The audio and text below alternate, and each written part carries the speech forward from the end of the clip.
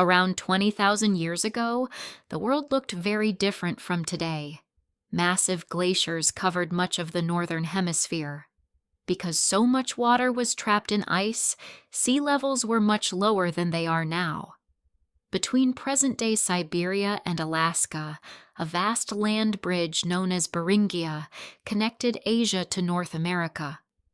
Across this frozen landscape, small groups of hunters began an incredible journey. They followed herds of giant mammoths, bison, and other Ice Age animals in search of food and survival. Armed with stone-tipped spears and simple tools, they crossed into a new continent that no human had explored before. Generation after generation, these early people spread across North America. Some settled in dense forests. Others made their homes in wide-open grasslands. Some traveled through towering mountains. Others learned to survive in deserts and along great rivers. As thousands of years passed, countless native cultures and tribes emerged. Each developed its own language, its own traditions, its own beliefs.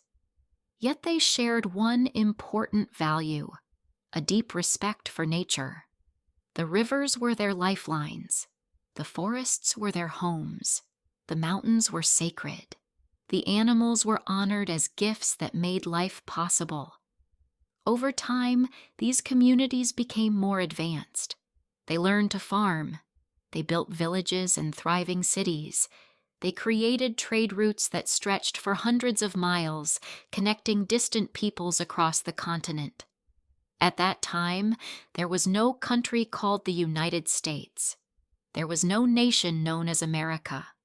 Instead, millions of indigenous people lived across a vast land, each with its own rich history, culture, and way of life.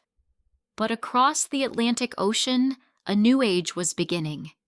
European explorers were searching for new trade routes, untold riches, and unknown lands. None of them realized that their voyages would forever change the history of North America.